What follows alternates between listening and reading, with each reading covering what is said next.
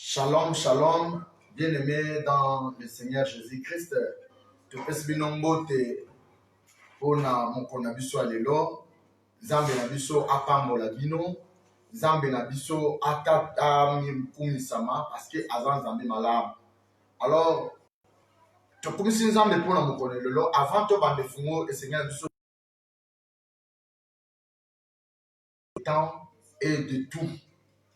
Celui qui nous a accordé cet moment, cette période, et tout est dans la présence de Dieu. Bon, Seigneur, te pèse merci. Ton bon délit, na comme on a plus tôt. Papa, merci pour le moment. Oh, merci mon sang pour Israël pour permettre de la présence de Dieu. Et te tout élément pour te faire pour ça les lions Zambi na bon mot. Molimo na yo asunga biso, molimo na yo azala biso le mot papa. Nyoso to kolobana sika oyo Seigneur, ezala oyo ezali ko uta na nzela na yo. Ezala oyo ezali kouta epai na yo Seigneur mpona koedifier, mpona kokorige, mpe mpona kobongisa oyo ezali posa na yo kati na bana na yo papa. Topamboli yo Nzambe, tosengi molimo na yo asunga biso, molimo na yo azala biso elongo na kombo na Yesu Kristo tolobi amen. Nzambe apambola yo lisusu, Nzambe apambola yo makasi epai nyonso ezwami yo na Paris, na France, na Amérique, les États-Unis, à Bruxelles, partout au monde entier, aux Zolanda biso Zambi apambola yo, na Kinshasa, na Lubumbashi, partout. Tu peux si pendant Zambé nyoso mbote, sans oublier pendant les témoins, Église évangile, les témoins du Christ. Tolobi alléluia, Zambe apambola bino. Tobeleli biso nyoso, kombo na Yesu Kristo ezali kona nyoso. Tolobi Yesu. Comme a Yesu ekumisama. Merci beaucoup. Nous avons un grand thème parce que la fois passée aux semaines passées, tolobela ki thème mora munene makasi. Oyo ezali ebande kolobala na ete un bon serviteur. Un bon serviteur. Totalisaki ba bon serviteur, totalisaki ba faux serviteur. Oyo bazoya pour détruire. Mosala na Nzambe, oyo ba continuer à être na Nzambe juste pour ba intérêt na bango. On va continuer à faire Nzambe juste pour détruire Moussala na Nzambe. Oyo diable azokende kokotisa par-ci par-là. Sunga yo muto yokaki yango soko ozalaki na étape wana soko mikuti na quelque part na erreur moko songolo oyeba na kosenga Nzambe bolimbisi mpe otelema lisusu to continue Moussala na Nzambe. Nzambe na biso apambola yo. Lelo toza na thème na biso oyo ezolobela les cris du milieu de la nuit. Les cris du milieu de la nuit. Mbela ya katikati ya butu. Kobelela na katikati ya butu. Pour na sujet oyo, azolobela biso, azoréveiller biso toujours. Biso ya tozali kolala, tolamuka, tobalolenge kani ya kotambola parce que nous sommes des enfants de la lumière. Tozabana ya molili, bana ya Yesu Kristo azotinete totambola. Oyo azana moi atambo nzela oyo Yesu ali. Tokotanga mokanda na Nzambe katikati na mokanda na Matthieu chapitre 25, premier verset au 13e. Mosala na Nzambe akotangela biso tolanda litangi na kombo na Yesu Kristo. Nous lisons Évangile selon Matthieu chapitre 25 du premier verset au 25e verset. Au 13e verset, pardon. Nous lisons au nom du Seigneur Jésus-Christ. Amen. Alors, le royaume des cieux sera semblable à 10 vierges qui, ayant pris leur lampe, allèrent à la rencontre de l'époux. 5 d'entre elles étaient folles et 5 sages.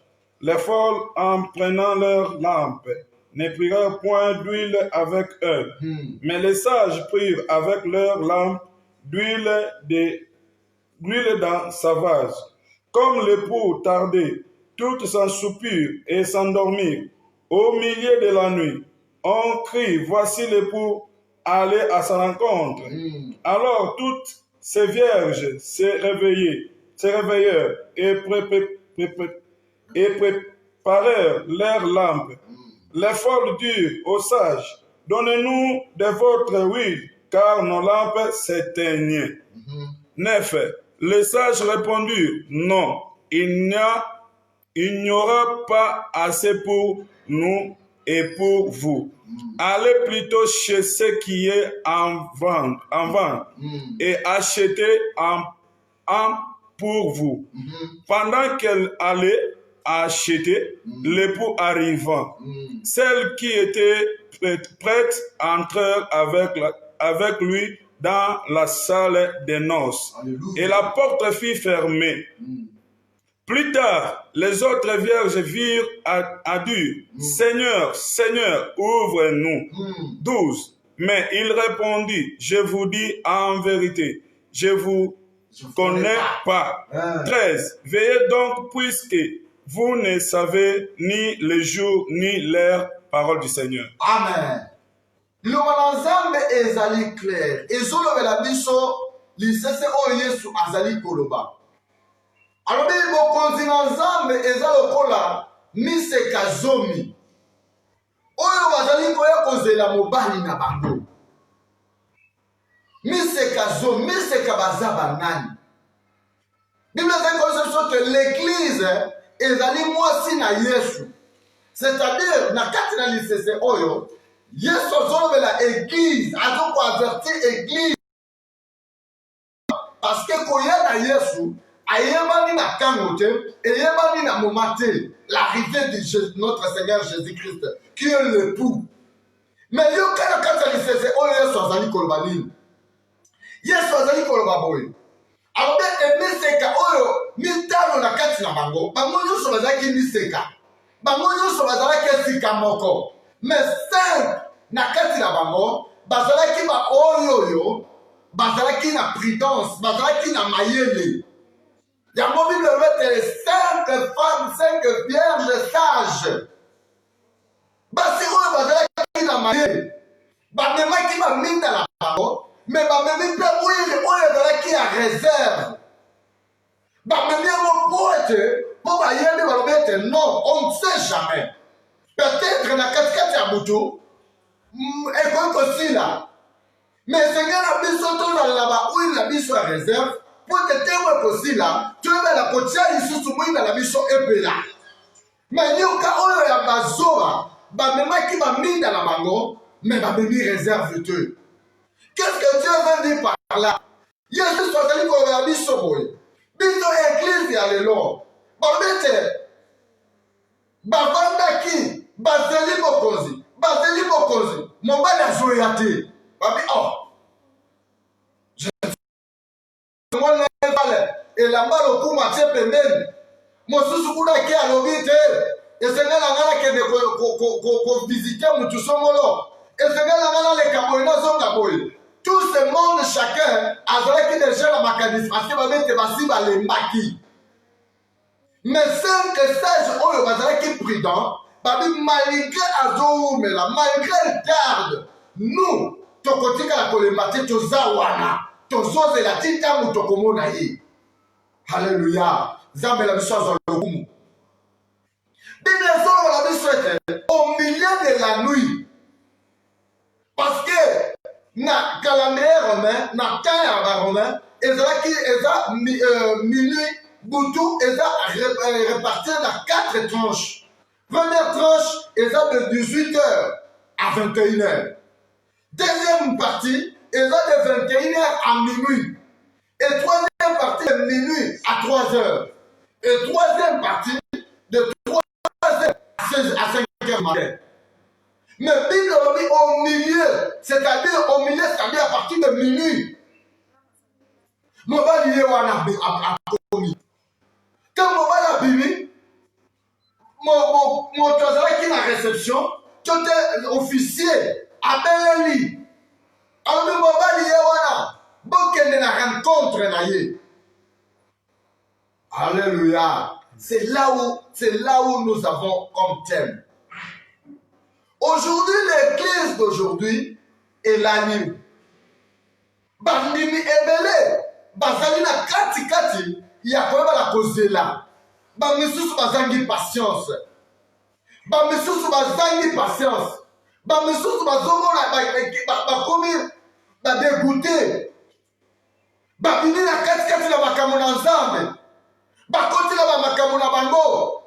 Bamisusu babimi na kati na makambo etali ya bosantu babimi na liloba na nzambe badeforme ma parole de Dieu. Lelo prédication comme kaka receveur, prédication comme kaka délivrance, prédication comme l'église juste pour la prophétie. S'il n'y a pas la prophétie, mon temps exister. Au moins le prophète va s'absenter, Batouakini. L'église d'aujourd'hui, et quand il a profond sommeil. Église d'aujourd'hui, et quand il a profond sommeil, il y a Koluka Kaka bien privé, il y a Koluka Oyeza un soto, il y a Kolia, Kolata, Kovayager. Quand il m'a dit que vous voyager, Wana Moutazo s'appelle là, oui. Amen. Okobala, Amen. Okobota, Amen. Donc, lui est là seulement pour la posa Oyoya Zanango. Des choses de ce monde.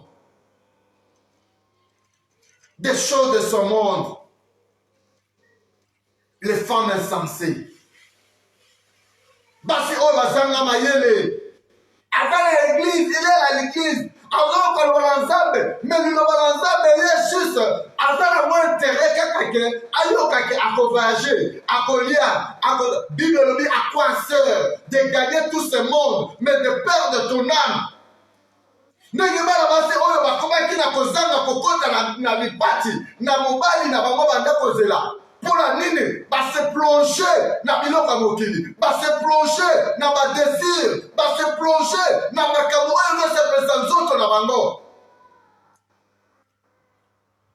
Ceux qui battent bango sur la repentance wana obi paster abebisi wana omona na l'église bato bakoya suke parce qu'on lui basé bango sur le royaume de Dieu, basé bango pour la repentance bongo na motema banga nzambe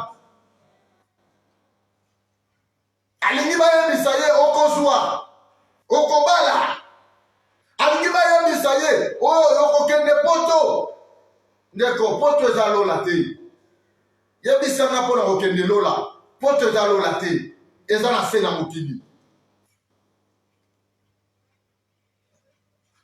Mais Bible ezoloba biso ete eza na moto moko tokotanga mokanda na nzambe na kati na Marc chapitre 13.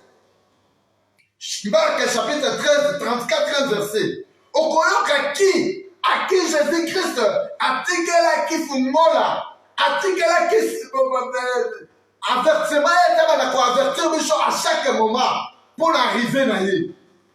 Yoka totanga mokanda na nzambe. Marc chapitre 13. Marc 13, 34 verset. À partir du 34e verset, nous lisons au nom puissant de Jésus-Christ. Amen. Il en sera comme d'un homme qui partant pour un voyage, laissait sa maison, remet à l'autorité à ses serviteurs, indiquer à chacun sa tâche, à ordonner au portier de veiller. Veillez donc, car vous ne savez quand viendra le maître de la maison, ou le soir, ou au milieu de la nuit, ou au champ du coin. Craignez qu'il ne vous trouve. Non, 35, 34 seulement. 34. Toujours répéter en gros. Il en sera comme d'un homme qui partant pour un voyage, laisser sa maison, remet l'autorité à ses serviteurs, indiquer à chacun sa tâche et ordonner au portier de veiller. Parole du Seigneur. Amen. Zambe azalokumu. Bible solo baboyi. Eza lokola moto azokende mobembo. Atiki responsabilité na ba serviteur. Oyo ezali basali na ye. Les pasteurs, les évangélistes, les prophètes. Atikeli bango ba responsabilité les anciens de l'église. Atikeli bango ba responsabilité. Alobi boye, moto la moto azala la tâche na ye. Moto la moto azala la fonction oyo atikeli ye. Atikeli moto moko. Alobi yo, okozala comme sentinelle. Tu vas commencer à veiller. Alléluia. Et celui-là, c'est le Saint-Esprit de Dieu. Oyo ye sorti keli yo. Oyo ye sorti qui kati na l'église. Pour la veiller, pour la tiner la main dans l'entendeur. Dieu, le Saint-Esprit de Dieu que Jésus-Christ nous a laissé. Il y a quand même koyebisa biso, komanda koindike biso, koyeba kotransele biso nzela. Abi akoya, pe koya na Yesu, mutu moko ayebi te. Soko kozala na tongo, soko kozala na pokwa, soko kozala katikati ya mutu, personne. Il viendrait comme un voleur. Mais atikeli biso ma tâche, chacun a tâche na ye. Alléluia. Royaume de Dieu, bokozi na nzambe, l'époux, oyo tozozela mutu na moi. Mais lelo oyo église, bato babosani ba responsabilité na bango. Bato babosani oyo yazali, alingi mpona koyeba kosimba biloko éphémère, biloko ezokufa, biloko ezobunga. Ndeko nanga, je peux te dire une chose, la mort l'ataki na 2005, yango lelo ozala yango te. Okosimba na moto akokufa. Okosimba na nzete kokauka. Okosimba na mai ekokauka. Mais celui qui attache au Saint-Esprit de Dieu, Saint-Esprit va koveiller na ye, ekotambusa ye, ekokisa ye même nzela ye kotambola. Parce qu'il y a une sentinelle malade, le Saint-Esprit de Dieu. Mais le lot, l'église est là, et côté le profond sommeil. Bato bakomi kolungwa, bakosali batesho bazela yango, bato bakosali oyo Yesu atikali biso. Alors veillez et soyez prudents comme les serpents. Bato bazoveye te na église. Tala, koveye eza kokende na église, oke kolala na église te. Omi na bonne mutu mobango nde na oveye. Non. Veiller, c'est-à-dire maloba na nzambe, la parole de Dieu, mais ça en pratique. Liloba na nzambe, banda kotambola ozotala ba paramètres na yo. Makambo na osala oyo est-ce que eza conforme na liloba na nzambe to te? Est-ce que dans un sepelisa batu to na osepelisa nzambe? Tu peux être là, ozosepelisa batu, ozometelo maboko, mais nzambe azosepela na yo te. C'est zéro. Le jour-là, akoyebisa yo te na yebi yo te. Basi wana bazalaki imprudent, bazwi ma réserve na bango batiki, bazwi Saint-Esprit batiki, bazotambola bango moko, bazotambola selon posa na bango, bazwi balongoli na bilamba ya libala, ase bebi na ye. Lelo combien de serviteurs babebi na ekobo, azo continue toujours.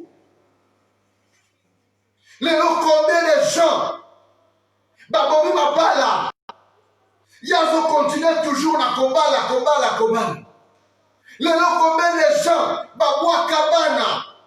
Lelo combien de gens bazo faire souffrir bana na bango. Lelo combien de gens oya ye mbongo eza kokabali banda famille na ye alobi baza bandoki. Mama aboti ye wana abandi na ye depanza na libumu ti amelisi libele akolisi ye lobi oyo mama wana aza ndoki ozwi mwa mano bwaki yeba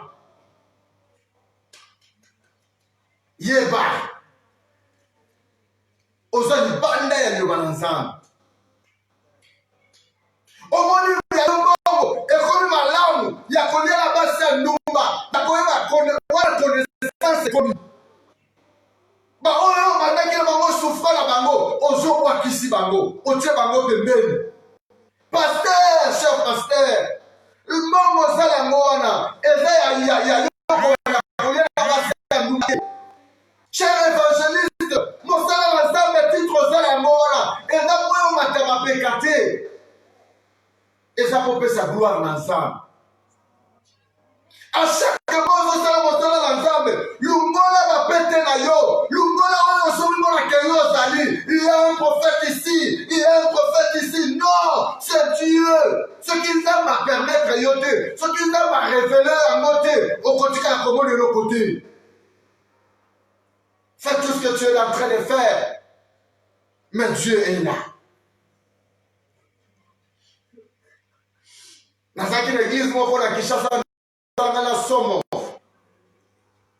Prophète wana tikala jamais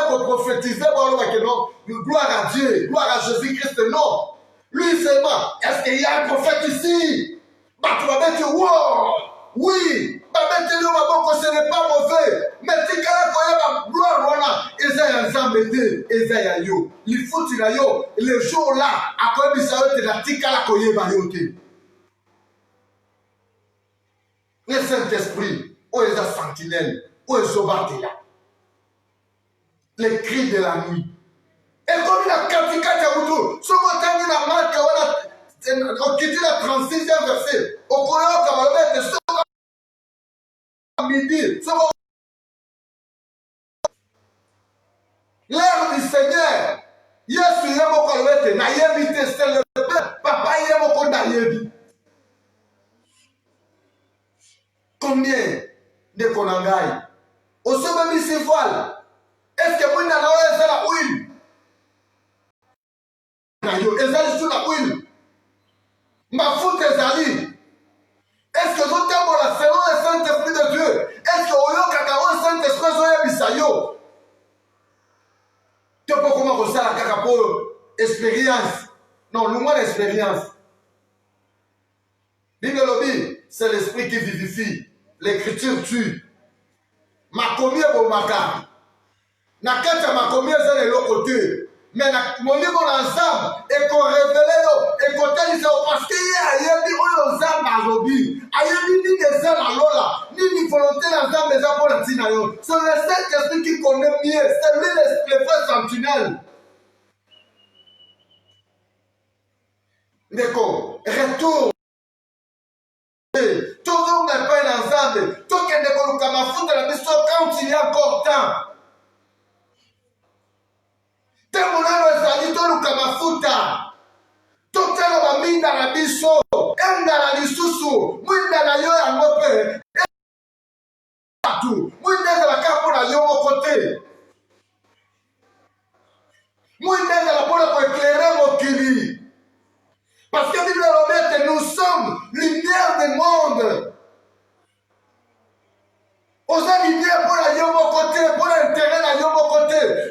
Mon cher ami, ma soeur, mon frère, ce qu'on a dans la carte, il y a Makamo, il y a une idolâtrie. On a dit que l'idolâtrie. On a dit que les Kumba mais la mayele na yo, on a Kumba mais la mongai. Tu es dans l'idolâtrie. Bimakuna. Qu'est-ce que vous avez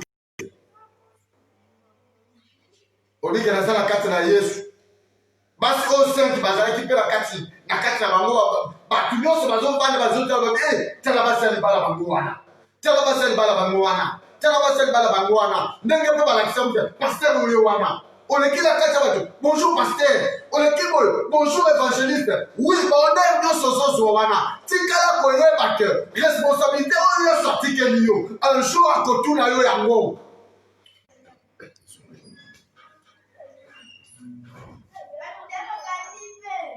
Notre Seigneur Jésus-Christ vient. Nekonangai, ma soeur, mon frère, tirez beaucoup d'attention. Tirez beaucoup d'attention. L'air est très grave au milieu de la nuit. Au milieu de la nuit, le Seigneur Jésus viendra.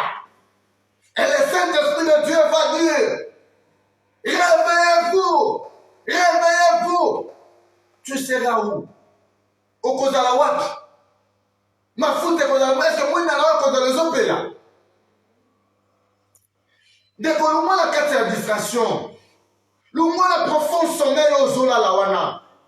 Au Yakina Mokilo, je ne sais pas où c'est l'aventure, Théo Matopita. Combien de bases à Olumol, ça zémi, Banabat, Bazemi, Boutou, Namo, Zolumbolis. Oza la carte à Pongi. Oh, ngai ne la zabo na zasta ponza ma pesio beauté. Yo basi alandaka yo. Ah, merci beaucoup. Ozola kata pongi. Ne ozola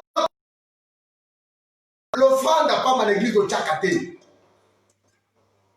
Au Tchakate, ozola kata pongi.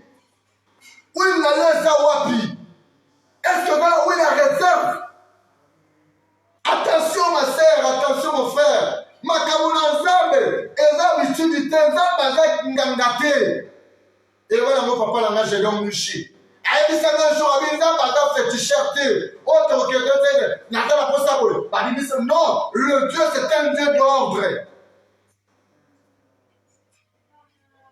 Zembe asala kamakamu nyonso na lolenge esengeli. Tirez attention, le moment est grave. On ne sait pas, attention, comme à 23h, comme à 20h, comme à 21h, comme à la deuxième nuit, comme à la première nuit. On ne sait pas. Mais il venait comme un voleur. Totalement m'a commis. Parce que c'est la Bible qui a dit ça. 1 Thessaloniciens, chapitre 5, 1 à 2. De côté de la mission, le moment parce qu'il y a un réseau qui est marre. Attention, Bimana Pongi Neko. Bimana Pongi. 1 Thessaloniciens chapitre 5, 1 à 2. 1 Thessaloniciens chapitre 5, du premier verset au deuxième verset. J'ai fait la lecture au nom du Seigneur Jésus-Christ. Amen.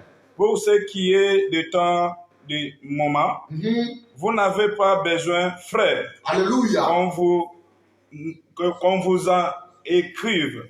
Car vous savez bien vous-même que le jour du Seigneur est un voleur dans la nuit. Alléluia. Comme un voleur dans la nuit. Le jour du Seigneur, il viendra comme un voleur pendant la nuit. Mais on ne sait pas, on ne sait pas préciser quelle nuit que le Seigneur va venir. Est-ce qu'il viendra dans la première nuit, de 18h à 21h? Il viendra deuxième nuit. Mais la Bible a précisé Misso Madame, a flashé Misso, a annoncé Misso. Alors il viendra au milieu de la nuit. C'est-à-dire ce n'est pas au troisième nuit, ce n'est pas au quatrième nuit, c'est-à-dire au milieu de la nuit. C'est Paul qui parle ça. Alors,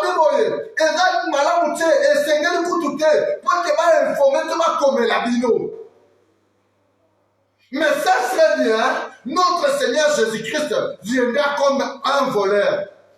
Et au milieu de la nuit, les cris de la nuit, mais l'air tout. Yango Yesu sosobeli la yo. Yo mutoso kamaloba oyo kokanga motema na yo te pona ko umela toujours na distraction. Oyo bazoko sa yo bete sala boye kote boye te mo kosimba mouchoir batu bakokuya. Oui batu bakokuya et après toi qu'est-ce que tu vas gagner?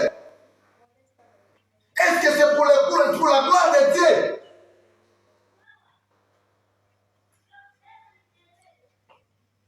Ndeko ozala kati na pongi. Oni mutu azala pongi, mutu azala molili amona kati lela te. Mutu azala molili ayeba place azotambola te. Akoko beta pe libaku akwei. Akoko dinda pe la libulu akeli bela. Nyama mabembe koko kanga ye pasoli eliye. Parce que c'est au milieu de la nuit. Na kati ya molili. Balobi ete balala ki. Le clip d'aujourd'hui est dans la carte à profond sommeil. Le clip d'aujourd'hui, tout sont dans la carte à Kidima. Beaucoup de gens, maintenant le corps de 5 vierges femmes, dans la réserve de moi, c'est comme un koufi. Par contre, Molili. Nicolas Mouka, réveille-toi, le moment est là. Il y a un grand temps. Yo mutozo la souffle de vie. Yo mutozo loba. Yo mutozo tambola. Au quoi qu'on s'est retrouvé, c'est déjà trop tard. Au comme il y a ma sonde. Au comme revivre la bonbonne. Et qu'on a trop tard. Au comme il y a un moment où on critique ma lobesse qu'elle a monoko. Donc on nous cache au moment la motema. Mais quand nous allons nos tambola, il est grand temps. Il y a eu qu'on met un demi-tour. Quand tu as la place, il nous faut s'acquiser. Je voulais t'informer une chose. Kala, nous colons pas ya kana via mutoye baka. Mais nous colons pas nous wala via mutoye baka te. Otika na molili, olala ki no pongi. Nous ne ceci la ki. Et bomani réserve pesate. Il est grand temps mon cher. Il est grand temps, ma sœur. Tout le monde a la combat christianisme et Christ, le col a drapoté. bayeba mpe bamona solo réellement toza ya Christ parce que babi bana ya Yesu bana na Nzambe baza baoyo ya moi baza ya molili te baza ce sont les enfants de la lumière. Place nyonso ozotambola okoyeba place ya kotya lokolo okoyeba place ozoloba mon cher ma soeur disons un exemple à Pierre. L'église de Jésus-Christ. L'église de Jésus-Christ. Nous sommes où? Quand à l'église, il y a le fanatisme, il y a l'église. Quand à la mouture, la carte, il y a ma bombe. Mais dans la carte, il y a Jésus Christ. Dans la carte, il y a l'église, il y a Jésus Christ. Quand à la parmi les 5 folles femmes, mais dans la carte, il y a 5 sages. Oui, dans l'église d'aujourd'hui, il y a des sortes de femmes pareilles. Il y a des femmes sages. Et il y a des femmes sages, femmes aussi, dans quatre églises. Pourquoi? Bah, on va dans la carte de Jésus. On va dans la carte de l'église. Il y a dans la carte de l'église. Quand dans la carte de Mangomba, zala la carte de Jésus Christ. Si on a la carte de Jésus Christ, lumière n'a pas compris qu'elle a beaucoup faté. Si on a la carte de Jésus Christ, ma réserve n'a pas aussi la carte. Si on a la carte de Jésus Christ, on continue qu'elle n'a jamais quand elle a échoué. Si on a la carte de Jésus Christ, on continue qu'elle n'a jamais. Ma continue qu'elle a conséquences parce que Yesu azala yo. Nzambe la biso azalo kumu. Nzambe la biso apambolama. Mutu nyonso ayoki cri de la nuit atelema. Soko wane kotambola déjà la vitesse songolo. Olobi mokile komi na vitesse.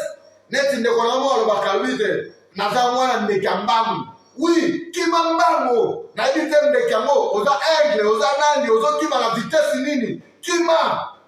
Na tikala koyeba ke. Okotika nyama. Oleke okimi okei. Mama otokomi eza moma ya malamu ya yoko yoka libana nzambe kozonga na nzela na nzambe. Les cris de la nuit. Les cris de la nuit. Le Seigneur Jésus-Christ sonne. Tempête va mis qu'on sonne déjà.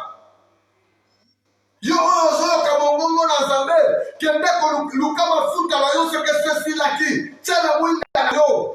Yo ozo kamongongo na molimo na nzambe abandi déjà komelela. Nous sommes au moment mauvais critique. Car le Fils de Dieu viendra comme un voleur au milieu de la nuit. Au milieu de la nuit. Au milieu de la nuit. Nzambe apambola yo ndeko. Nzambe apambola basala nzambe nyoso. Nzambe apambola yo mutozoka lwa oyo. Tu vois que la fois passée, nous ne sommes pas là pour seulement écouter. Mais nous sommes là pour mettre ça.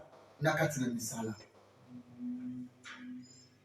Tous les fanatiques qui a existé, tous les fanatiques qui a battuté, tous les fanatiques qui a macambuté, qui a momaté, mais tous là, réellement des chrétiens qui craignent Dieu, qui marchent avec Jésus-Christ. C'est par là que notre Dieu, Tangokoya, Akoyba na Kusabiso, Tokokota na Ndako ya Lipat.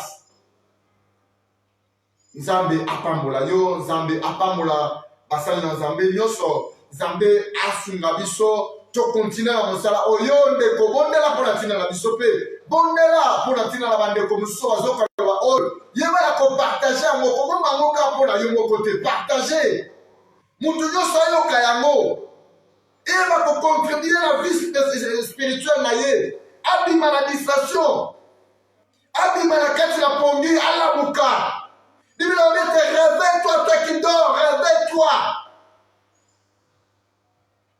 Notre Jésus-Christ est présent. Il est là. Il est à la porte. Avant non, Jésus est à la porte. Il est en train de toquer. Le Saint-Esprit parlera que de Jésus-Christ. Il est en train de parler. Tu fois qu'il écoute, yoka liloba oyo, bongola bisala na yo ya mabe, zonga na nzela na Nzambe, banga Nzambe, tosa, linga, zala na bomoko. Lungwa na division, lungwa na haine, lungwa na lokuta, olokosa, lokuta koma lokola, n'ayez évité, laissez passer na yo. Ce qu'on cité, on vivre te. Lungwa na lokuta neko. Lungwa na moyibi, ozoyiba te ya yo moko. Tu voles même biloko ya yo moko zola mananzungu ozoyiba. Ozoyiba te, place ya koyiba te. Tikema koya koyiba mongo na yo moko na poche, ya yo moko chaki na poche moyibi. Bima kuna. Il est un grand temps. Dieu, notre Dieu est fidèle pour pardonner, pour effacer nos péchés. Il est fidèle. Répands-toi, mon cher. Répands-toi, ma sœur. Répands-toi, papa. Répands-toi, maman. Il est grand temps. Abandi ko sonner. Il est en train de crier. Il est en train de crier. Pour te dire, répands-toi. Bimana moyibi, bimana molili.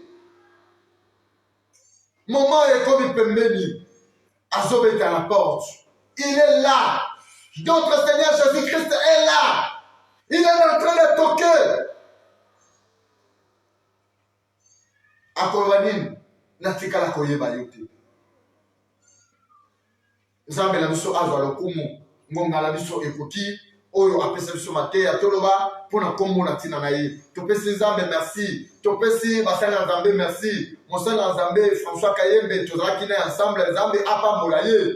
Tozalaki na Dani Kanyama, tozalaki na Mama Betty, tozalaki na batu nyonso, tozalaki na Joëla Bilonda. Nzambe atondisa ngolo ebele kati na biso. Tozalaki na Delbo Badinga. Vraiment, Nzambe apambola basale nyonso. Dan Jordan, Nzambe apambola ye. Un petit Nzambe atondisa ye sur na savoir, na connaissance ebele, apapole sur ma foot ebele. Tozalaki sur na Michel Bawa, Nzambe atombola ye sur les basketteurs de demain. Bakosala musala na kati na mkolo. Yesu Kristo apambola asopa mafuta. Apambola basali na Nzambe nyonso. Nazopesa papa na nga Georges Badinga mbote mingi. Nzambe atondisa Yesu na makasi. Lui akomisi biso oyo tozali lelo oyo. Alakisi biso nzela na Nzambe avec sincérité na motema na ye mobimba. Tozoloba Nzambe na biso apambola ye. Nzambe apambola mwasi na ye mama Chantal Bilonda. Maman na ngai Joséphine azala 4 intercessions chaque jour. Il me dit seulement moi na ngata mwana kobanga Nzambe Nzamba komema musika. Nzambe apambola ye. Boye na pamboli bota mobimba.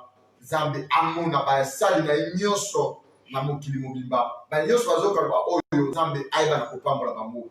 Amen. Amen.